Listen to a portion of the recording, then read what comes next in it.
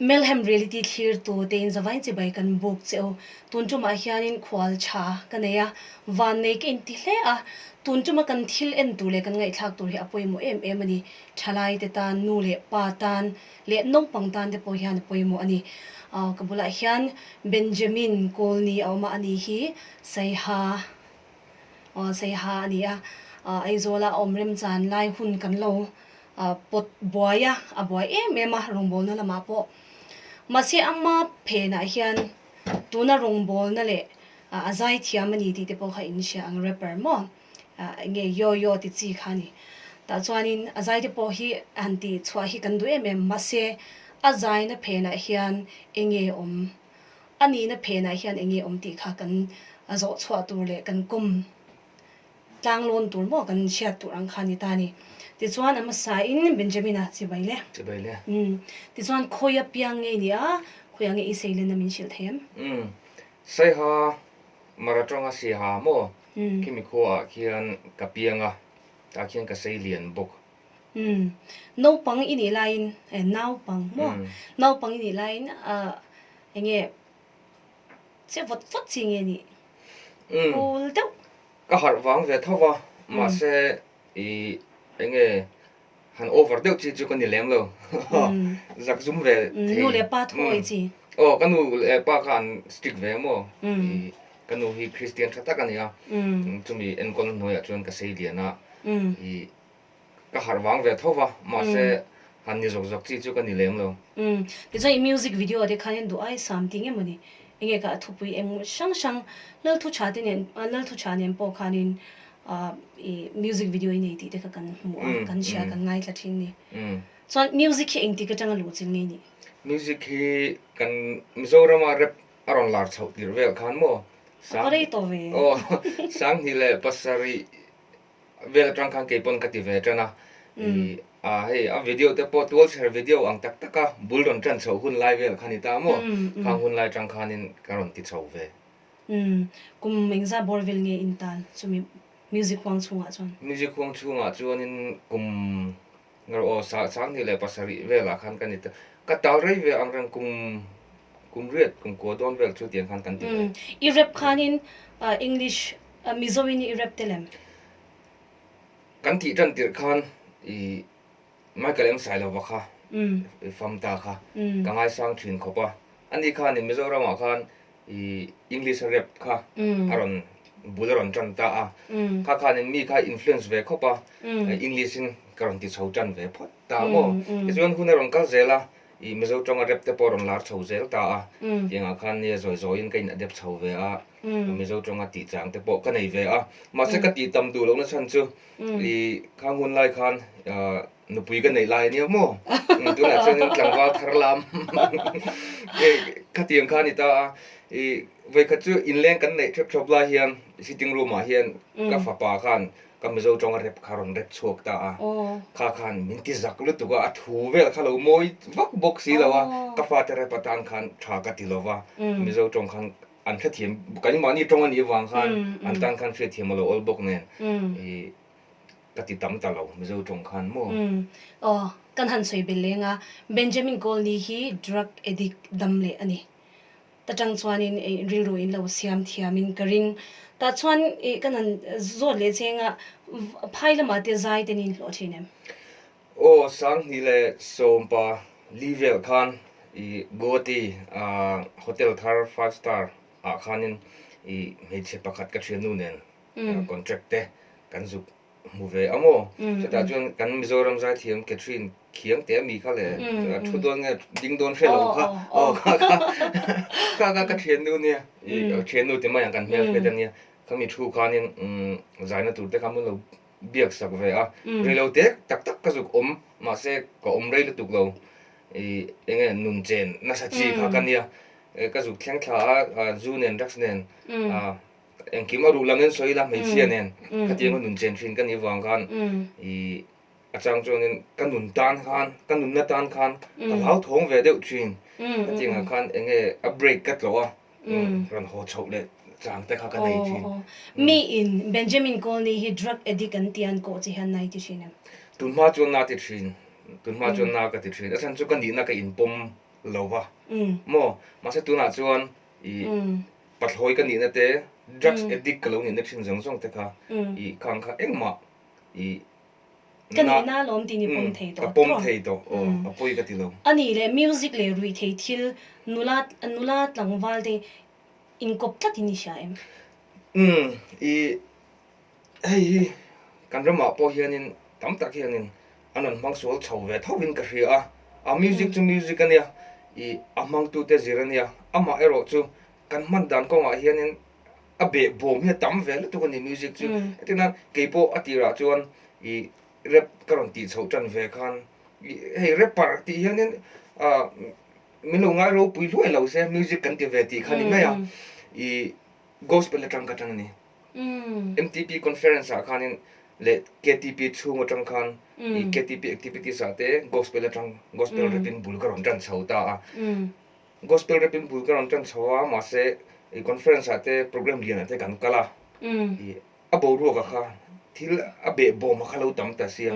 so ito pa in lo lak ve box yang atro me chia an oma I me chia no om nge nge ya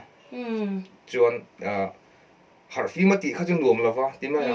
enga motero nun enjoy du lai kan lo ni bok nen I akal kop ve ta ni enga mo chana chuan ti iti om zia zo me cha mi patna lambang pang mi soi tum I me chia mi patna te rui thei thil te music huang chunga khan I thil kal kop ve ta ni a chuan hemi hi tam takin thalai ate pon tuna ron ti chho me ka te po hian I kamu a I an nunina a chiat pui tam tak po ming a soi thei tur po ka ne ya mo chuan I enge a mel hriat ka thian nai te ro chu I keima nun nge tanga kalo tan to le kalo pal tan to thila ni wangin music in ti hian film khul pui ro ti in advice ka pe fau chui so ti ni chon music industry chung in lu cho nangma tan chon nun chat ai ngai ti na nyam ke chuan ka mang swal ti khop mai kan nun ati chiat pha ti khop mai music khan mo music khan I ti khan chu ka ro ka bulon tan na chu ai a honest ve ni mo a gospel rapper mo gospel artist ang khang ka ron tan so ma se alo ni reng thei lo wa a ngom zo ka lo du a a dar zau zo ka lo du a leng jem ka ron ti chho tana tin khanin arong kal chho zela nun enjoy du mi ka lo ni bok nen lo du extreme chin kan ni bok awang khan music khan ru the thila min hroi lu ta kei chu min hroi lu ta ti chuan ka marriage life kan du pui ne kan in ka I chung kwa zong zong po chat vek che a chiat ta ni se tan man ro man sak ti ta chon in fa ka in zani ni pathum kan nei man pathumin nei mana kuming zat nge he nge edik boy a hiani ta addiction addict tak kan di nu hi chu kum som ve ni ta chu mi ma chuan lo ti chho tan je to kum ang kha I ka ron ti tan kum ang kha ka count lo ni chu thei a boy ka tang tak nu ang kha so mi zo ra mai om line em mi zo ra ma ka om line hey high school ka lai ten wit te chu kan zu chho tan ve a zu te kan in zu ve ru ve ze wa ma se kha ti khan a boy ka la tang lo ni ma se aron re chho ze la music ka ti chho atang khan enge mo chena ti lo na kha alian je kan mi ten min lo mel hret chowa tinga khan thila lo ol sam chowa ni offer tam thei sia tinga khan keila chon du kimchi ka lo ni bok nen khan ka lo o ta zum zum ta te kana boy ya ka chalai ta ka chukan lo po chalok che offer ta mi ti kha nula te nge offer thin che I chan mi pa ten mai chia pon ni thau mo amak ka ti thin ko mai khang lai khanin nu pui nei kan ya kan nu lui ka ran soi do na a lui ania tuna chon pathian na siam thar kan ni to a mana kan nun kha ke ma kan ni to lo wa ke ma krista nung to zo ka hallelujah chu mi ani wang chon kan nun lui kha aru lang ro da soi poi ka ti lo wa ni alo mak thin khop maya achang chuan khoya mo perform turin kan kala nu pui nei lai kan ni ti hren chung pon mai chia khan an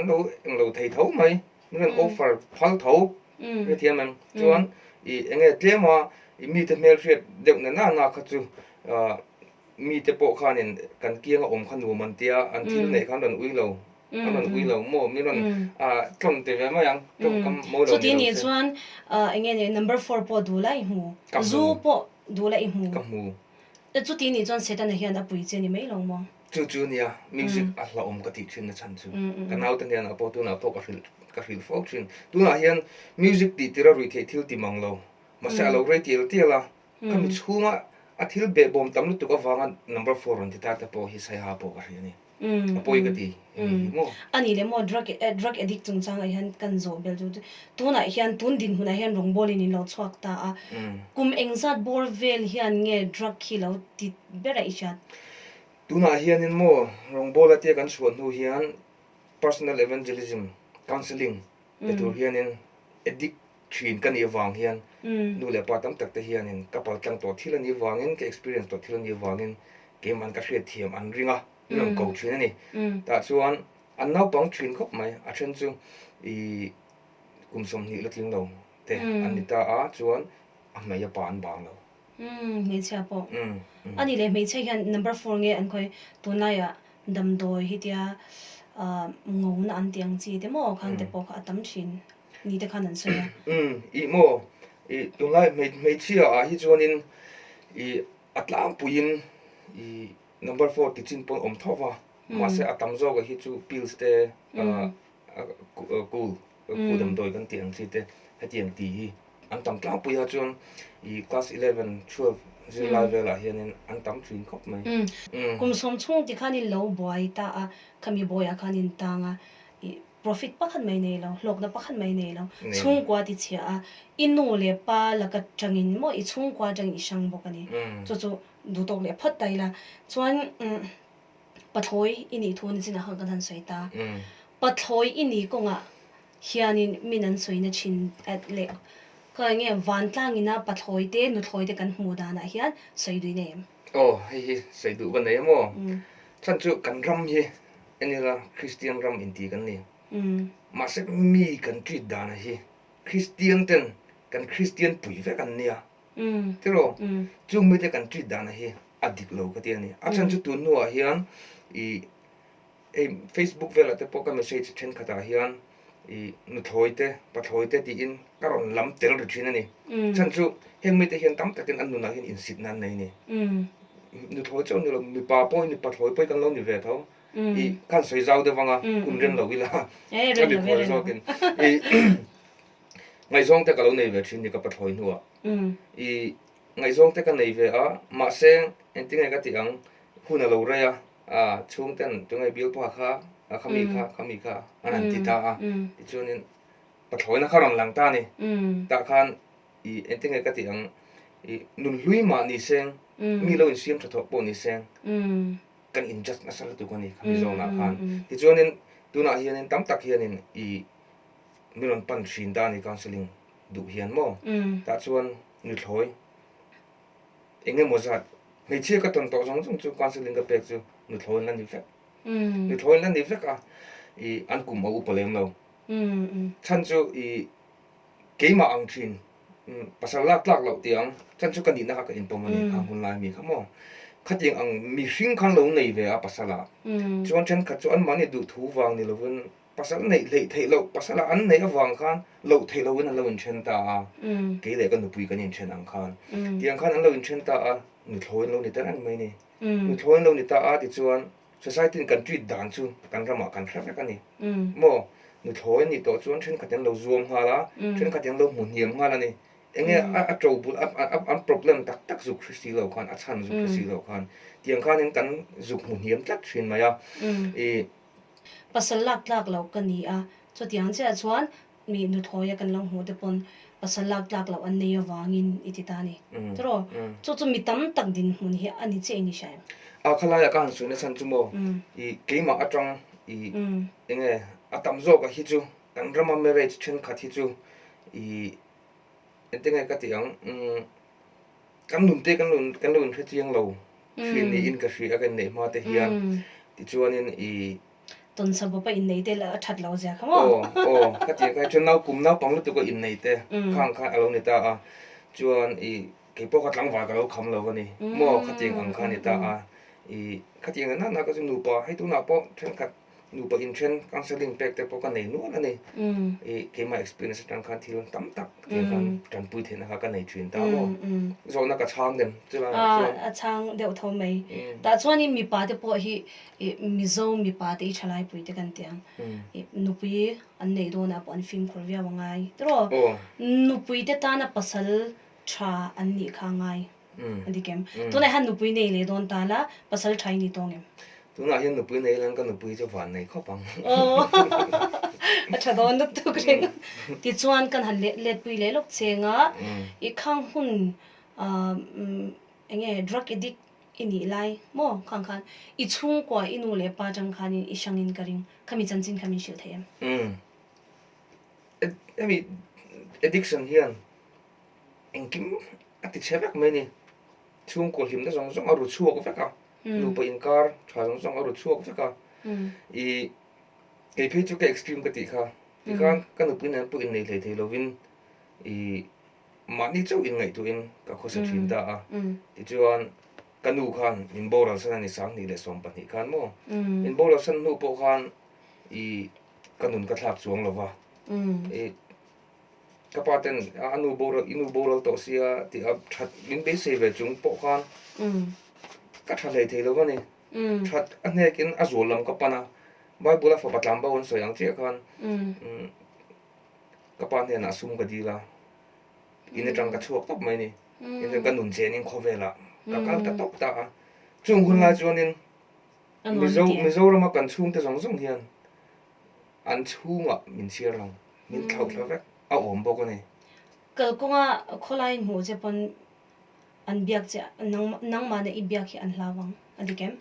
ai zo la te karon kal ta khen na tur ka nei lo ka chung te hian ben na chu lo khleng lo me ro se lo khleng lo zo me ro se ti ani ve khatian khop khanin chung kwa at ka ti chena sa ni ani le kan zot khol chenga chung hun lai chuan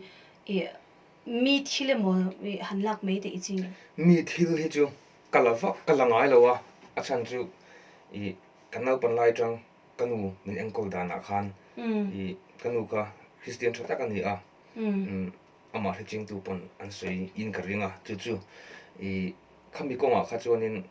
ka in nam noi lo wa ama ro chu in chung khur thile ro chu ni e ru fo mai aga chu alo thai lo wan te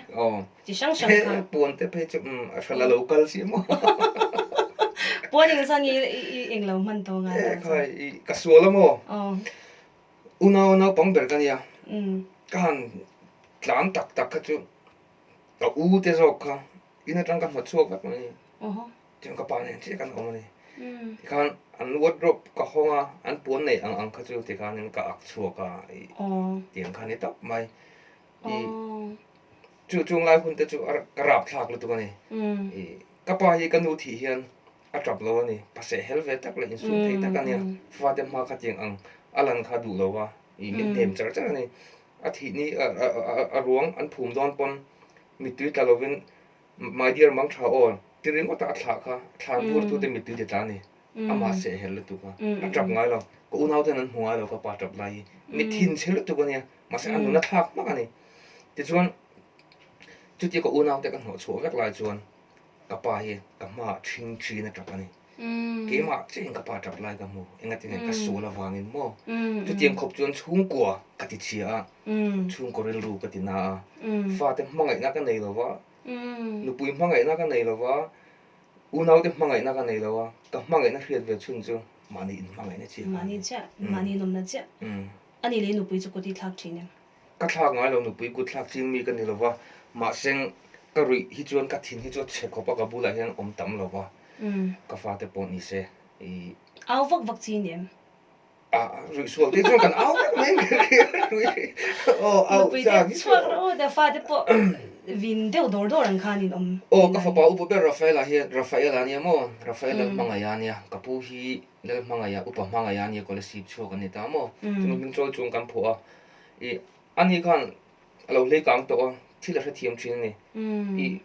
ka rui lo chuan mi je thade mai ka ni a he ka nu pui le te pona soi thina ben nang chu miril ru tha ini a mi tha ni mi hausa re thei I thler lo I kom thei ve chu thiang mi chu ni ma se I rui ero hi chuan in thak lak thina min ti thin ni ka fa pa po chuan chu hun lai chuan pa thal her rol ni to ni i khang zong zong ka pal tlang tir kha tu nu hian in apoi ka til tuk thin i pathian khong nei voi ni hin asa takin ka dil thin ei tu nu zong kan in khara tha vek to ta ka pui pon pasal danga nei to a i ti khan hlim te kan nu an hanga em ki ma ka damani mo ke chu ka pom thiam veka i tuna hian in hei ka fa te a po hian asa takin ka pha ang to hian i an tet lai kalau ti shom thine ma wang khan i ka mangai na te hi asa takin ti lan hi ka phak to ka hian ka tum thina i min ngai na thi an bang lo an ban san thai lo min du lu ko fa te hi hei ti han social welfare lampang te child protection lampang phei chuan in no pang ko thak te no pang duat lo mo mangai na dong lo te an ngai poi mo em ta tuna hianin pa te tan pa lo ngai thatu pa tam takan om don ani chung te tan chon fa te mangai na chung chang han soi tu ne o tlema zong te soi du chu kan nei nga I apoi mo ka ti em chu hei tun lai ke mani generation a phei chuan I kan pa te a chung kan lo chang kang to a kan lo fing to a poi mo ka ti chu fa ta nen hian relationship tha kan nei hi apoi mo ka ti ka fa ta nen a po ka hril fo chin chu inon te ro chho don I thilin ti sual don in ti sual ngai ngai don chu mi in ti sual khuna chuan ka pa ka hril te ang tiang chu in thil ti sual hi ka laka zep song chu ka hau dong lo chu hau in ngai na chu ka hau chu ma se chu zong zong ai chuan in boina ani chuan a solve dang ka hri ang ka pal tlang to ka zir chau to chu wang chuan in har set na in thil ti sual te ka laka zep ngai su ti in relationship tra build ka tum thin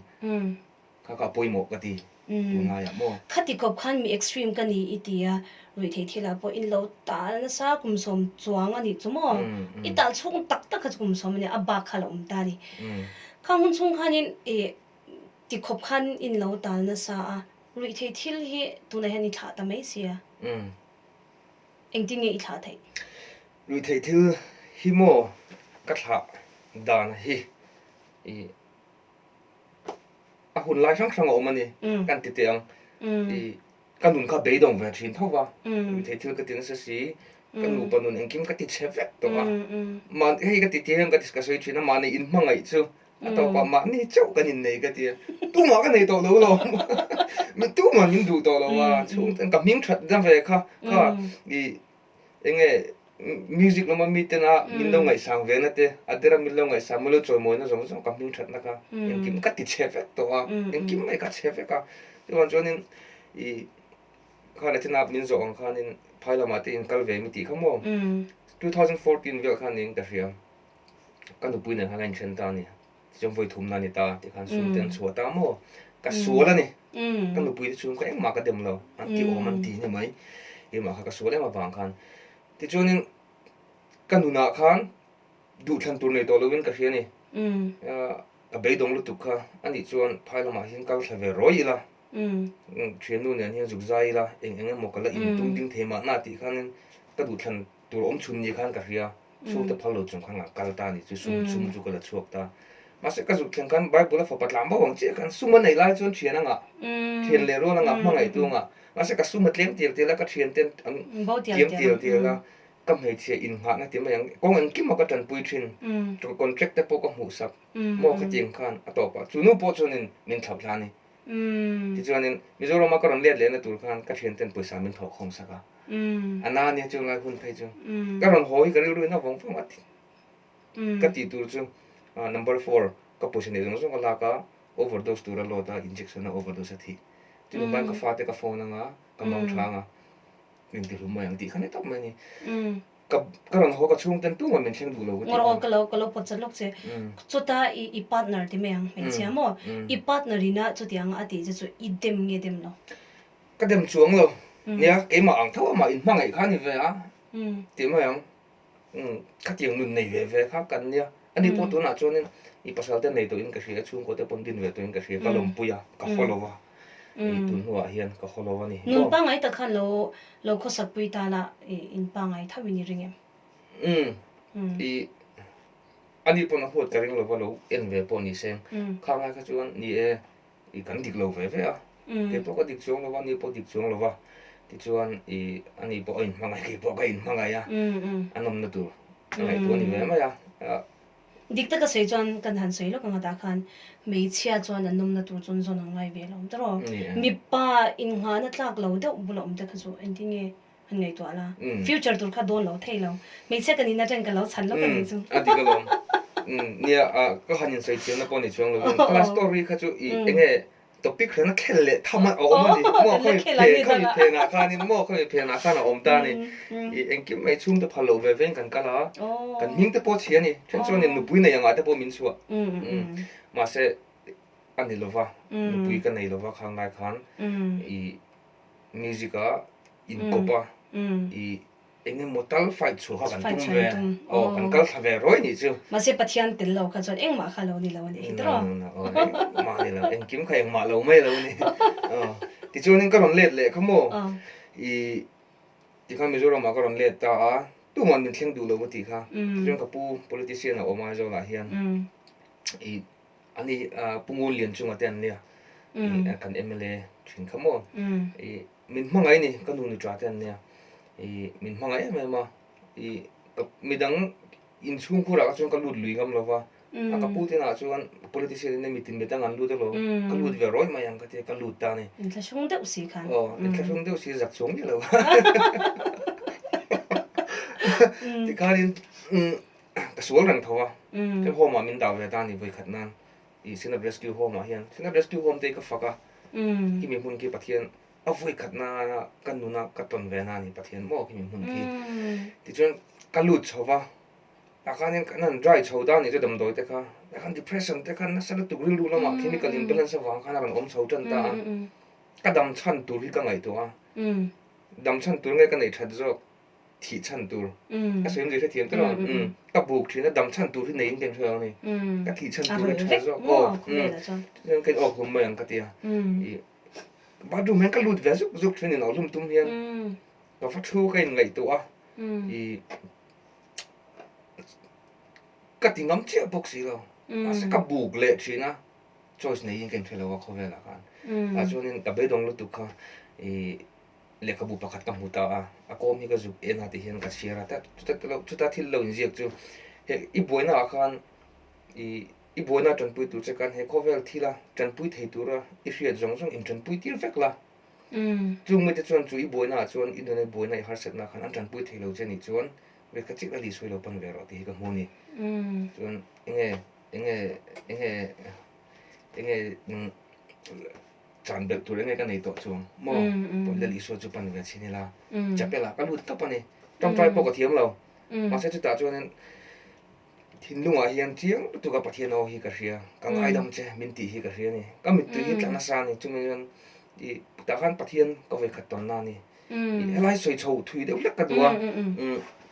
so ka lo piang thar ve ta ni chumo chu mi piang thar hi kan rama hian fiam thu tho nan kan mang na sala tu he poi ka ti thin pul pitlang atang ten kan ram piang thar dai rei lo da ma ti ang chi te fiam thu tho nan kan mang thin asan chu a poi ka ti na chan chu rin na kong hi zo thiam har tak ani mi zong zong tan hian drugs addiction te tam tak that an lo du a pathian lo be se ya ma se rin na kong kha an thil hriat ngai lo ani an kong zo ngai lo ani an zo thar ani chu kong chu pui tling mi ta tam tak tan po I fam kim na na zo thei lo ani la ya an ni an zo tran an tu le thin fiam thu thong na ko hrana pulpit tlang atang an soi thin te ke chun tha ka ti lo rim tu te hi kan in ti tu ra ni lo wa kan in kai thau tu ra ni a be sei na kan in pe tu ra ni ti ka soi tel du a jong ke po chu sang ni a kum chi kha ka to lo ti jong ka piang thar ta ni ka ron kal chowa anu na lim lu tu ho ma ko om char chara ka ho chho ve ta a chuan in chung bo ro en ting relationship ka ti cheva ka ti kha ke ma ni in chung a hian chu da ka mu thin chuna hon ka sam thin chi lo ong in ko om ve ta pa ni me chu chan chu ka u te khan ka dem lo en kim kha ka ti cheva ka ni chung chu ka ron fight chowa ni ti chuan har sa ka ti lu tu ka karulu na chang atama ka be don chang atama chapo na thin long lo lot bok anga ti chuan malam pan kan tum ve po khan rin hel na mit meng ne rin hel na mit meng te khotlang a I Christian ten tiang Christian ten he ka soi du Christian ten ma ka son the na tur ni lovin lungin min deng fo mo thiam lo min chan tir fo kanun luin soi fo thin hay poi ka ti thin heng Christian jang kan ti lo tur ni mi te hi be se na kan in pe anga malama kan nor kal tur ni ti chu ko khani na kan ti tur ni film tu thona kan mang tur ni lo hay poi ka ti thin hey Mizoram a chon Mizoram mi pui population ai piang tharan tam to tiang chi film thu te chu lo rin na ko ma tu ma tan thil tha kan ti sak lo mo Bible apo kan mo I u na thluk chuan ka tu ve da nga ti in film khur takin ka thau tum ro ti ni ti chu kan responsibility ni a ti chuan ke po ka kal chowa ka piang thara ni pathian ka mu to ma se malam ka pan na khan kanun lui min vok le na set ma wang ten har sa ka tia ka kal lai thelo wa nun in sit na ka la na ya ke ma ka le in man chiang lo wa pathian na ka din na ka le in chiang lo wa karon zo ti ra ni rin na kong kha now sen ang ka ni ka kal thiam lo ka tlu fo mai nui so ka tok fo mai ben na so dai re le chong lo wa ti ka tok fo mai chu chu nen poi do mai chu pathian min nai tir ngam to lo ko ran te ko tang pa mani thin tlat a poi le tu mi be dong ten ko ran kan pan tu ra ni la hian ko ran te mai kan za to kan hlaw lo min nui thin ani he kan si mangai poi mo ka ti le tu ti chuan I karon travel le thin karon fight so ve le thin thei to karon so ve ma se ka ti lei thei lo ni ka fail fo wa number 4 ka lut le fo wa kha ngun la ka chun drugs ka ke enjoy to lo ka piang thar nu ka chu ka thluk le khan mo ke enjoy to ngai lo wa zana him takin rui chung khan ka mu to ngai lo wa ka thien te ho nen hin ina ten kan om to pa zu te kan ina tiang kan oma ani chu anom na pom to mi alo an mu hil bor bor an la piang thar ve lo wa an mu hil bor bor thei ma se ka tiang ka thei ve to lo ka mu don yang ka har ka ra pathian ka ngai thin ka thin lo ka pathian ni ka ngai wong wong thina zu kan in haula te thil so kan ti haula te hian ka soi thina pe chu na kina in ti ka mo chun pathian thu ka la fil don ka ti thina ka thien te bula an nui thina ni a ni za thla ka ni kha bula chun ke pon ka ring chung lo ma se ka thin ma be se na ka nei thin I camping ate kan lo lut ve nga te an ti chu be se na enga chu tu na hian a par chuak ta che mo a eng chuak ta chuan in ka rong kal chho zel ta ni travel train travel train ei ka hlut na te kha pathian a ken thre chin lo wang hian khovel thila mang hian ka hlut na hi bek ka tum ve na sa ni we khat pe chu kan se nga ngai zong ka phu lo hi ka nei ve ni ani kha I journal ma po khi ta ni doctorate degree nei ni I mishinga tang yang phu lo gen ti em thina I mitam tak te pon phu lo an ti ya ti kan chuanin kan le ngai zong reng ta big lo wa ti kan non chen ve ta ti chun in chen hun khala oma ti mai ang mo ti chuanin ta chuanin kan nun ken ena ting tu le ne ko ngai le ka thim thei lo po ko ni big le ne group B officer ta le chu ke exam ve le ang mo ka zir lai pui te po tu na MCS te ka ti ang chi te kha an ro pe tak an ni to an ni pon te ma kan theinan hu thina ni thun chu kan zir pui te ni kan in thachenga ka ti ang theina ka ke ma hian hu ve thina ka ti exam lo min ti ve fo wa ani jong khomo kan ti ve te ang ka ti le kha bu te ka le ka zir ve ni ma se addiction atang chung chuan em ma ti tak tak thei do jong ka be dong san le tho ta jong to pa jong ka be dong lu tu khi ati ngai na ka helo ni number 4 kan tlan le tak taka ka ma hun ka thira ka tlan chu lo chuan ka thi don ka pa chu be dong tok lu tu kha ti ai na sa kan kal le khan be dong tok khop maya I Frederick Crusade te ka entry ni ro pui ka ti khop maya ken sar te andama I ru om to lo te lo om le a ha om to arun chaw ti a mak hi ka ti khopa ta chung pathian ne thiang ka tong trai thin da lalpa ka piang thar to a ka hre to che a chang hi chuan ka lo hria che kha ka in chhir in nung zui ka du si ka in timol pho mai bok si nung zui ka tum hian mo ka zui thiam si lo ka tlu le fo mi ta min no ya lalpa ka hriat ma che khan sola khan ka tlan lo a ti ma ka hlim lo a ka lo hria che ka lalpa chang chung ka in chhir te ka ti hial thina ni ma se pathian hian min lo khonga hi ka tia chu tin din huna ka din lai chuan ka be hi dong em to ni mo ka be hi dong to lo tu a pathian ni ka ngai ngoi a number 4 te kan suffer chawa office ta pa ka lei thei lo wa ti kan explanation ti an call a enga tan ma hian ka ti to lo ni kham til ka pathian ka ngai ngoi to ti chuan Frederick Crusade ke en ta ni dam lo dam tam tak an dam ka mu khan ka thin lungan thuron thlenga apon mor to po khoila ka damang ti hi anong thlenga ni ta chuan pathian ni ka be sei tlata KTP ka thian pa tlangwal be bi ngia sa nia e mara tlangwal fel de mai hi nia ani ka thian thata mai nia mi judge ve ngai lo ti lai po min backup thin ania wina po ministry ka nom dun to tiang chu nia khoi ta kan fuji ka crusade am hloi ve te che ka tia sai ha khana ni kum ni kal ta ba khan ning ka ria I te reng mai be se phot chung ka royang che tia chumani po chuan zana in khom ko du wangan chuna number 4 voi khat ka la hidani ka dos pon to lo ka tak sa she om lu tuk chok nan chau kan ka hitta ti chun zana in khom tu kan kal ta a chunga khan ka chang lo ni a chunga khan ka chang to lo wa noi hol khan la siam ta pon ka chang lo ni ma se ka va han lu dom tak ti hi ka ru om tak me te chun I asar ka hel hete ka min ko lu ta ti khan silpolin a chuata in China ve de si khan chuata khan khai ni rim nen tui bur rim nen rim song song nen khan mara ram tin tlang a tang rong kal khom khan nia ka mu sit lam pang thil ni lo in tiang kha kan in chi ten lo ya pum pui thalo nen khan ka wo ma ya ti chuan in ma se eng po thleng se kal son ka tum lo ka sona chu ni pon pol thina ka zum mo yang ani top to ni khamizana pathian ka be se na saji ka thin lungin mo arab thlang ni chun fuji kan thuran soita to ba khanin I tong trai na kan nei nga tharau thil thuna rong khoi chunga chen khat in dat na te luok chuka nga ti ta ti khan nang poni bu ga ringa kha mun la kha ti chunin ka be se ve tho ma se khating em ka chu ka chan ve ka ring lo ni ma se pathian ni tha ti hian ka ti lal pa nangin min ti dam thei ni ti ka ria ma se ka taksa ka safar te po hi ti dam dong lo po ni mala ka tharau hi dam chuan nalpa ka du thau che ka tuar ma yang ka ti ni pathian ne na kain hlana ma se pathianin ka be se lo zo thil ro pui tak min ti sakta tharau thil ni mi rong khoya ka pum min met tu omang hian hian mi ron met ta ka luok lo thei te lo ta ka taksa drugs ka thi sen zam mi zong ka luok chuak ta vat ba ka safar la nen chop le chilin min ti dam ta ni pathian mi ju pakai dam ro se wina hian kami ni tang kha chuan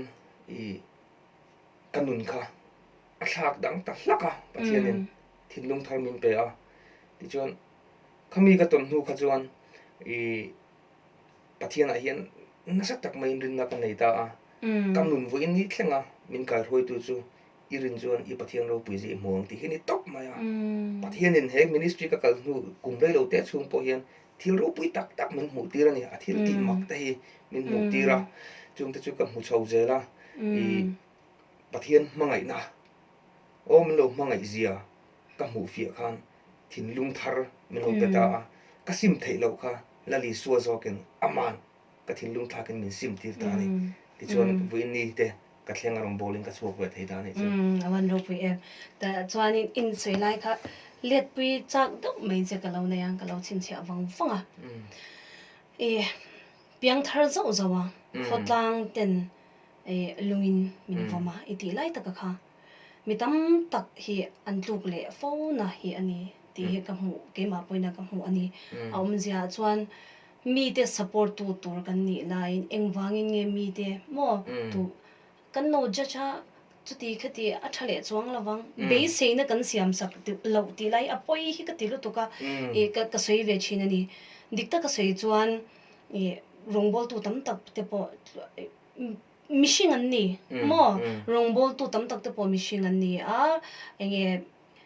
setana hiana baby na se ani chu setana chunga tinge kan support chin setana support lo khan pathian zo kha support tur ani lai khan setana hi khotlang te hian kan support china chu wang chuan he hi chu drug addict ani na kin loka atile meyang atlo swale meyang ru ka rule meyang ti ena kan enthina wang hian kan thalai te kan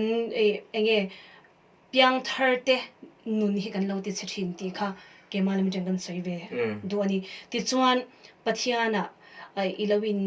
enge pian thar na in lo ne ta a I thin lunga pathianin eng lo pe to chia lo tu le mala beidong mala I thin lunga I do na kha pathianin a sia a nuk chuak le ngal chen I zero ro pi hle men letine sei korom bel hlek ka du amo voi khat chu I kaleng chu ka thing pui dora hian ka lu ngai lo na huna hian ka lut vet lat mai ni khamini kha ta chuanin akila hian kan thiam pa pa ka thi lo thua Facebook vela ka hmuwa kan hung deuh lok thakal ta vel lok kan rong bol na anei na mun apik ron upload te ka hmu thin ani thale mai ya ka tia mase khamini ka hmu khan zu lo rui ni cho min hmu kha azak ta em ta min hmu lo dera mase ka hmu wang khan ka va pan ta ta chuanin i ti hian min hril ta ni azurim te ka han hriat khan khai nga tinge va zia lo ve ka tia ni hei ben kalda ni ka thiam thlot lo ni tuna chuan hei ti hi kan ni le to ka tlu khian ka tlu na thei sia tia i rong bol ten chang chuan kan phak to kan ka chuak ve lop lop ma se ti hian chang chuan ka tlu le thin si a i tho le po hi ka zak to ni ti apoi lu tu lai chu chuan tu te ne aza te chu ke a christian puya te ka enga nge aza kan in diriam train kan in dem train ka tho tur kan ni lain chu ta chuan ti hian ka hrila ne eng wangin nge mi mai za awangin I chatuan dun na hi I chanang mo mi mai iza awang hian thole ngam to lo hrem hunai kalang mo thil ti chi ni in ka hello mi mai iza awang hian pathian in amangai na zong zong chate hi bota thole ro thole tur ni voine hian he muna kan in mu hi keima o ani lo pathian in amangai wang chen keima hi in na non tir ni thole turin a hril chani hi katiani ne na ko chu chu ni mitam tak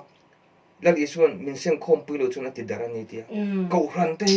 a seng khom pui tu a hian a chang chuan pulpit tanga tang nge ya fiam thu manga ti dar tu hi kan ni chen a poi ka ti chen na hi poi lo to kani lai chu nia pulpit tanga piang thari reile chuang la wang adale a voi thum dak na a voi som dak na te anon ti chine ni hei hi chu Christian inti te hianin kan ti lo tok turania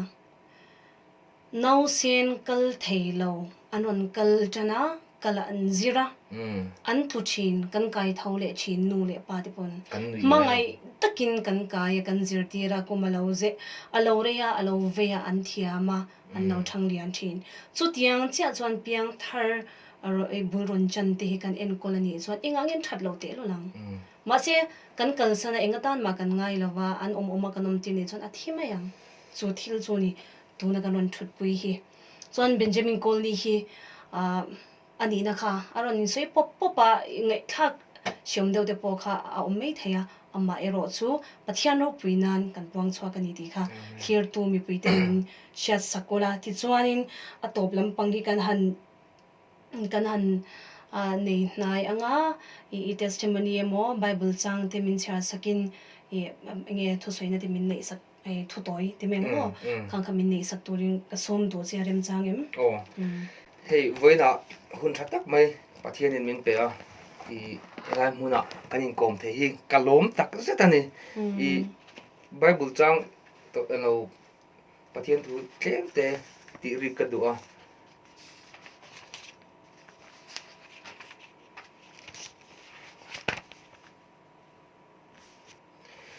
I voina karon share du hi abik takin I keima ang nun lowin sip chinte addictiona tangte voinia abik takin chungmi ten na chon hang thu hi ka cha do ni I kanalpa Isua Krista hi kan sualna ate voini hian thiam lo chantir tura rong kalani lova drugs kan sim thei lo te mo kan nun athil thalo kan ti kan sim thei thei lo te chung laka sal be na laka ta min chu zelen jok turun aron kala I he pathian thu hian in ka thinlung a thlak chiang em mai ni mi fel tak te lam tura local kan ni lova mi sual te lam tura an sual te sim tir tura local kan ni ti hi ka he fo thin bengin ma se ka thinlung a ka mu chiang nu chuan tiang zong ana lo rita ni ke chu tun ma chuan drugs addict kan ya khotlang an mi sual an ti kan ni mo khotlang an mi sual an ti kan ya chung ko ta po min nok sak mi sual an ti kan ni ma se kan nal pan an ti nga ti chung mi te lam tur chung ka lo kala ti ya khovel thila chung mi te chu tu te nge lo lang thin police ten ron lang thin tro MTP JSC YMA ten kan ngal ten rola pathian fa pa mevin nang le ke mi sual an ti thin te lam turin kalau kalati chuan nang le kai vena misual an ti thin te hi a local chan kan ni ti hi lo in shila ka du ni vena hian Jesus the mechanic ka ti thina a chelai siam thatu hey i luka bunga chang riat le chang soma mi tlem kalo la chukanga Simon Peter chuan chu amu in Isu ke bula abok khupa olal pa misul kani mikal sanro atia chang somna a isuan lausu tuna tang chuan mishing iman to ang atia history channel te ka entry na I then khachuin lo envenga counting cars ti kami kha in lo enve in ka ringa TV show kha khata khan malai car chatak tak to ten ron keng lut china chu gok so pa chuan mechanic chatak tak ten an lo siam thale a custom made in a ai thalin anan so china ne khang mi te khanin car man tlak to lo mishing ten chia an ti to an hlui hlon te kha athar ama ai chang kang zo ama ai tha zokin anon siam sok thina ne masa voinia mechanic pakhat karon soi ve tur zo kai chu khovel thil car mai siam thatu ni lovin mishing nun siam thatu lali suani petera te nun hi enila lali su hian an fam kim lovani an tha fam kim lovani an fel fam kim lovani ti ahria petera nge pon e miso ka ni la pa mikal san ro zui tlak che kan ni lo ti ni masa chu ti chungchon lal isuan ama zui turuna hruaya hlausu tuna tang chuan sanga chau iman to lawang mishing iman to anga te ni a life a transform sak makane mo ti tiang che chun nang le kai nun che to an ti te po hi voini man tlak to lo ikutalo vung to ni ngai thei ike po lo vung ro se eng ang pon in nun hlui kha lo che ro se lali su hian mi thara asiam le thei che a ke drugs addict kum som tang po hi pathian voini arong bol turin min siam thar le thei ni chon nang po hi asiam thar le thei che a pathian a chon base sei na lo nei chat ro ti ka cha du ni I base sei na kha se tan ruk sak se tuma kan base sei na min ruk sak hian beidon na sa tak kan lo na ya tam tak chuan kan nun te kan la thin kan ti lum thin se tan chu bum tu ru tu ti lum tu ni a min ru min buma min ruwa min ti lum thin vani hian eng din huna polo ding ro eng ang polo ti sual to ro pathian mita ilut na hela bo nga lo ti ka hil du che a ikutalo vung to emo ike vung to emo nu thloi ni mo pathloi ni mo edik ni mo zungol ve ni mo veni hian pathian mita ilut na hela bo ngai lo setana hian veni hian inun kha omjenei to lo emo iti lai po khan idin huna din kha achak em achan chu mo idin huna khan lo ding se setana ti masak ber tur chu a piang thar da ti jon van rama hian akal ve ma se thei to lo chu wang chuan mei di la ama chaw kala pe lo wa ram hoi pui te ne na kala pe lo wa a bum mei chane chuma chum bum na la ka ta hi la li su kristam mingen lo chuak to la ammi te ilut na la bo ngai lo wa a an puya siam in na la bo ngai lo wa eng ang pon lo ti sual to la a cheber po kha lo khoi to la chu ta po chuan pathian hian alam mangai che a inun kha ala siam thar le effect thei ni ti kha kan cha du chu ni e kalo mai tum trai na kan mang ne hallelujah amen lalpa kan pathian min mangai tu nangin voini a hun thatak mai min pe a lom thu kan thil che a he channel po hi lalpa nangin khongai takin mal som la midang te tan lalpa mal som na ani zel thengna turin voini hian ikut thiang lima kan ron kol tir tak me ani e lalpa voini hian helai muna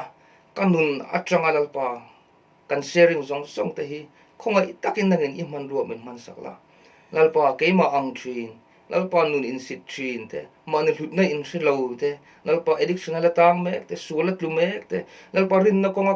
kal le the lo tlu fo thin ten nang ma lalpa be se na thar an lo nei the nan nangin I man ro min man sakla ro puina nang man changang che Isu Kristam mengin long tu se chungan kan dile amen amen van ro puyem ko an che bai phatang chuan Benjamin Goldie e etlai huna melham reality ron leng lu theya inkum na hun chat tak kan nei the hi aro puyatin pathian in na thok le yang ti po ka ringa ka bei se ya e nang pon milo tong trai pui zelanga he e thei to pa he channel hi pathian nong bo na kan man the nan te aram zau na kan man the nan te po mo min dil sak turin kan som le che ni chu ale angai nom inti karinga tam taktan mal somna alo ni lawani pon mi pakhat chawina lokna alo te lani pon hi pathianin na athokang ti hi kan be sei ani ole melhem reality thir tu zong zong te in zawain mangcha choi tui vek ole